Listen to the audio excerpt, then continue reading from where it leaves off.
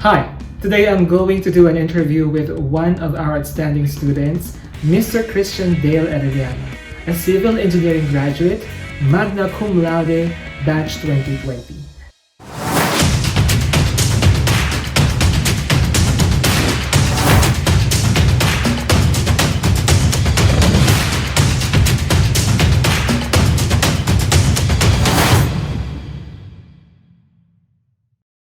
Now, before I ask him some questions that will surely help and inspire you, let's hear from his classmates what they can say about him. Describe Christian in one word. Sigurista. Responsible po. Diligent. Kind. Po, amazing po. Humble. Okay, why do you think so? Hindi uso sa kanya ang double at triple check. As long as there's time, bago magpasahan ng requirements, he would continuously recheck his work to the point na kahit yung mga taong nasa paligid sa kanya is mapaparanoid na rin kung tama ba talaga yung ginawa nila sa kahit anumang requirements na chinecheck niya, na chinecheck. Kasi na-observe ko siya ng OJT namin tuwing may task na binibigay sa amin or instruction, nakikinig siya agad ng maigi. Tapos talagang tinatry niyang tapusin yung mga works ahead dun sa time na binigay sa namin. Kaya sa tingin ko attentive siya. Kasi sobrang bait niya po para tulungan kami kapag may mga hindi pa kami naiintindihan na subject tsaka na topic. Kahit po gahol din siya sa oras, gagawa po siya ng parang para maturuan din po kami. Alam naman po nating matalino siya, then di po talaga bababa sa 5 mistakes minsan yung mga mali niya sa exam or quizzes. Ayun po, sobrang amazing po. Sa lahat ng mga nakapag-perfect siya po ng exams, hindi po makikita sa kanya yung kayabangan na parang pahit na bagay. So lagi niya sinasabi, swerte lang kasi na-review ko yung ganung topic. So at saka sa may mga achievements siya. So yun, lagi niyang sinasabi talaga. At saka yun yung humanga talaga sa kanya na hindi ko nakita yung kayabangan sa kanya kahit kami medyo mayabang. Okay, now, in terms of group works or activities, what can you say about Christian's performance as a leader or a member of the group? Si Christian po, sa thesis po namin, hindi po siya naging leader pero mainam po siya kasi kapag may mga oras po na may kailangan na baguhin or nagsasabi po agad siya lalo na kapag nakakaligtaan po namin yung mga ganung bagay. Kasi kahit maliliit na detalye po nakikita niya kagad. Ganun po inam si Christian bilang isang group member para sa amin sa thesis. Malaking tulong po yun kasi kahit yung pinakamaliit po na detalye nakikita niya nababago po namin, naayos po namin. So ayun, si Christian sir, ayaw niyang kunin yung pagiging leader. Papasya niya sa iba, pero ang nangyayari sir, siya yung chine-check niya lahat na kailangan magawa to, kailangan may time talaga siya sir sa isang nakagrupo na siya maraming beses sir sa reportings. Kailangan sa gantong araw, kahit madaming mga subjects, isisingit mo dapat to, kailangan makapag-report ka sa kanya, tapos kukompile niya po, i-check niya po. Tapos may mga times sir na ayoko maging kagrupo dahil sobrang sipag at tamad ako, syempre. Pero salamat din sa kanya kasi ngayon napapasipag na din sir. So, ganun siya na hindi siya Good influence. Ganun sir. Si Chan, he is a leader up to his bones. Sabi nga nila, he's not the one to proclaim na siya yung leader, but he takes the responsibility na yung leader lang yung gumagawa, which is kind of assuring kapag yung kasama niya is walang initiative para mag-start ng mga requirements. And siya rin yung tipo ng tao na kapag ka-member mo, may schedule kayo ng ginagawa. Ayun po. Si Chan po madalas pong natatiming nakatim namin. Tapos po, during po ng times na yun na kikita ko po yung galing niya po sa pagmamanage ng time. Tapos, kaya ko pong sabihin na as a member and as a leader, parehas po siyang effective kasi nagagawa niya po yung mga task. Tapos tuwing pagtapos na po yung task niya, nagtatry rin po siyang mag-reach out sa mga members na hindi pa tapos sa task nila, tas natulong din po siya doon para mas mapabilis po yung process. Si Christian po, madaming best ko na siya naging kagrupo and naka-partner ko na rin po siya sa project. And ang masasabi ko po is, pag po si Christian yung kagroup nyo, hindi necessary na may leader kayo. Para kasing may interaction kayong lahat. Tapos, napapakinggan nyo lahat ng suggestions. Siya yung isa sa mga tao na nag-i-initiate para mapakinggan lahat.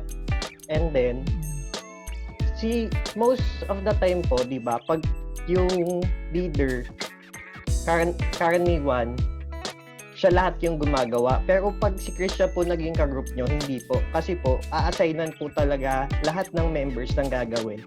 Hindi po siya yung klase ng tao na na siya lahat gagawa tapos parang yung iba, lang, ganun po. Gets yun na po yun. All right, let's start the interview. Describe yourself as an engineering student. Ako yung estudyante na goal-oriented. Kumbaga, I set my short-term and long-term goals. Kasi yun yung basehan ko kung yung actions ko ba is along with my goal pa ba or hindi na. Kumbaga, parang ganun yung ginagawa ko nung nag-aaral ako, sir. Tapos, it may sound childish, pero tuwing papasok ako, sir, excited ako. Siguro dahil gusto ko yung pinasok ko, kaya yung feeling yung excitement is laging nandun. Then lastly, sir, ako, sir, kumbaga early bird ako lagi, sir, nung napasok pa ako. Mas okay na sa akin yung sobrang aga ko kaysa maliit lang ako ng ilang minuto. Sobrang binabalo ko kasi yung oras, sir. Considering that civil engineering is divided into various subdisciplines, where do you see yourself after passing the board exams? Actually, sir, dati ang plano ko is magturo talaga eh. Kasi sir, di ba naging parang student instructor, kumbaga, parang ganun dati. Sobrang saya sa feeling pag nakakapagturo, sir. Pero as of now, sir, yung plano ko nag-i-inline with going into construction side, sir. Siguro dahil doon ko din maa-apply yung mga natutunan ko sa school, mas mai-apply ko in real life, sir. As of now, parang yun yung naiisip ko na tatahakin ko after board exam, sir. Can you cite effective strategies for an institution to motivate their students to excel in their studies? Siguro, sir, share ko na lang kung ano yung nakapagpamotivate sa akin na mag-aral mabuti nung nag-aaral pa ako. Yung mga instructor po namin, we feel na hindi lang sila instructor namin. Kumbaga, they are there na as a supporter din. Kumbaga, napapalawak nila yung support system namin. So, ayun, yun yung isa sa strategies na nakikita kong effective. Kasi once na malaki yung support system ng isang bata, ang sarap kumilos, kumbaga naboboost yung confidence ng isang estudyante. And also, sir, siguro, let the students be more involved sa classroom. For example, isa decision making. Pero hindi ko naman po sinasabi na dapat estudyante yung masunod. Pero what I'm saying is, napaka-importante po kasi na pinapakinggan yung estudyante. Halimbawa, sa pagdidesisyon sa classroom, ang laking bagay na napapakinggan yung estudyante kasi they will feel na they are part of a group. Kumbaga, yung participation nila, mas tataas, mas magiging active sila sa mga activities na kailangan nilang gawin, sir. What's your secret to getting good grades? Siguro, sir, una yung nilinaw ko sa sarili ko kung ano ba talaga yung goal ko. Tapos then, sunod nun, sir, disiplina na lang talaga eh. Madaming pwedeng gawin eh. Madaming masayang gawin, kumbaga. Pero kung ikaw sa sarili mo, disiplinado ka. Kasi pag uwi mo sa bahay, ikaw na lang yun eh. Sarili mo na lang. So, kumbaga, kontrolado mo kung anong gagawin mo. So, ako, sir, ang ginawa ko na lang, kumbaga, disiplina na lang. Kung alam ko may paparating na exams or quizzes or activities, inuuna ko na lang yun kaysa kung ano pang gawin ko na pwedeng hindi makatulong sa akin para ma-achieve yung kung ano man yung gusto ko sa. How do you handle stress? Halimbawa, sir, sa academics ako nai-stress. Ginagawa ko, break muna. Pahinga muna doon. Iba muna gagawin ko kung ano man yun. Bawa, paglalaro ng mga mobile games. Gano'n. Okay. Kumbaga, kakalmahin ko din yung sarili ko. Tapos tsaka ako nalang babalikan pag medyo kalmado na, sir. What advice can you give to students for them to survive engineering? Siguro, sir, magdagdag ng effort. Kumbaga nandun na yun eh. May tao na na sobrang nag-excel, may tao na average. If alam mo sa sarili mo na nandun ka sa average, kumbaga mapupuna naman yun ng hard work ng effort. 'Di ba nga po? Sabi nga hard work beats talent, kumbaga. So kung wala sa iyo yung talent, punan mo na ang hard work. What do you think are the requirements or skills that a student must have before deciding to pursue a career or a degree in engineering? Ability-wise or skill-wise, para sa akin wala naman po eh. Kumaga nasa school ka nga para matuto, para i-enhance yung sarili mo. For me, ang mahalaga yung interest mo or kung yung ba yung talaga yung passion mo or yung ba talaga yung gusto mo. Kasi kung hindi yun yung interest mo, baka nasa kalagitnaan ka ng kurso, baka bumigay ka. So, sayang naman. So, kumbaga, kung sabihin natin, hirap ka sa math, okay lang. Nasa school ka nga para matuto. Nasa school ka para i-enhance mo pa yung sarili mo. Kumbaga, matututunan naman yun. Nasa sayo na lang kung yung ba talaga yung gusto mong pasok.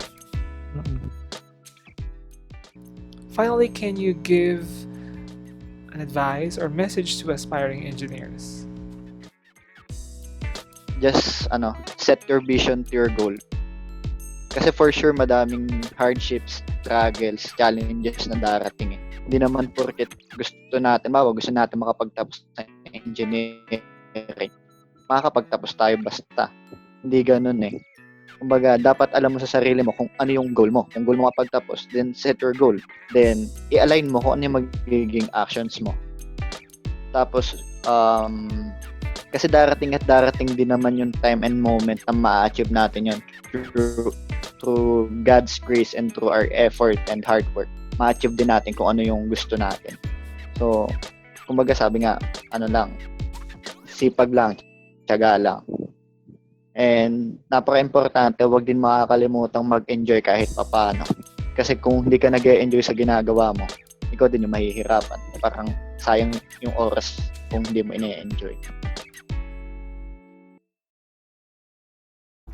Thank you very much, Mr. Christian Dale Arellano, for sharing your experiences and giving some tips and advices to future engineers.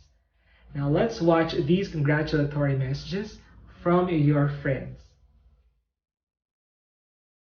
So, hi Chan, congratulations Mr. Magna Cum Laude, finally. Yung mga hardships mo, ito na yung result. Deserve mo to. And I just want to say na you are a great person and sana through the years, you continue to be a great person. And I am very thankful na naging kaibigan kita kasi sa dami ng natulong mo sa akin. Sobra. Alam mo yan. And yun lang. And I know na you will do good sa board exam. So, good luck. Yun lang. Congrats. So yan, Chan, congratulations kasi nakuha mo na yung deserve mo, which is yung Magna Cum Laude. And we are so proud of you, kaming friends mo. And stay humble, pre, siguro. Tapos, we are thankful na naging tropa ka namin, pre. Kasi kung sigurado, kung hindi ka namin naging tropa, hindi kami mag-grow ng ganito. And baka mahirapan kami sa civil engineering na course. Thank you, pre, sa pagtulong mo sa amin. God bless you. Congratulations, Chan. Yung dedication and hard work mo had finally paid off. Bilang kaibigan mo na na-witness yung strong will mo na ma-achieve yung kung nasaan ka man ngayon. Sobrang proud kami ng friends mo. Always do your best, pero wag mong kakalimutang mag-enjoy from time to time. God bless you. So, yun Sean, congratulations sa'yo. Sobrang deserve mo yan. And napaka-worth it na, yun nga, nakuha mo yung magna cum laude. And, syempre, hindi mo rin kami kinalimutan sa kalagitnaan ng journey mo. Naisip mo pa rin kami, lagi mo kami tinutulungan pag nahihirapan kami. Lagi ka nandyan. Saka, hindi lang yung kahit sa minsan sa pag may nagkaroon kami problema, nag-PPM ka, ganun. And, yun, sobrang worth it na nakuha mo yan. Kasi pinaghirapan mo naman yun. Yun lang, congratulations. God bless. Congratulations, Kuya Chan. Sobrang deserve mo yan. And congrats din sa family mo. Sobrang salamat sa mga advice mo. Tapos sa pag-cheer up, pag nalulungkot kaming lahat. Tapos sa lahat din ng mga tinuturo mo sa amin. Ayun lang. Tapos ingat ka palagi. Andito lang din kaming friends para sa'yo. Sobrang nakaka-proud. And sobrang nabiblessed kami sa'yo. Ayun lang. Ingat. Banding soon. So, ayun, Christian Arellano. So, congrats sa'yo, pre, dahil yung pagiging magna cum laude ay hindi biro. At saka, yung grabe yung sakripisyo na ginawa mo. Kaya, ayun, naging worth it lahat. At saka, ayun, salamat din sa lahat kasi ang daming naming natutunan sa pagtulong mo din sa amin bilang mga tropa, kaibigan, hindi mo kami pinabayaan. Kung mayroong nahihirapan sa amin, tinutulungan mo kami. And then, ayun, congrats. Kita-kits na lang sa board exam. At alam ko, kayang-kaya mo yan. So, ayun, congrats. Siguro, congratulations, Christian Dale. Alam kong deserve mo yung nakuha mo ngayon kasi 5 taon mo yung pinaghirapan. And kitang-kita naming lahat, talo na ng kaming mga kaibigan mo kung gaano ka nagpapakahirap na mag-review araw-araw, magplano araw-araw ng mga gagawin mo, mag-adjust kapag nakulangan ka ng oras. So, sobrang proud kami lahat sa iyo, lalo na yung mga kaibigan mo. And good luck sa board exam natin. Alam kong kaya mo yan. Tiwala lang. Yan, Chan, congratulations for graduating as the magna cum laude in our batch. Alam namin na deserve mo yan. And as your friend, thesis mate, seatmate, groupmate, alam kong your success will continue in your future endeavors. Kaya yun, huwag kang magbabago. Congrats.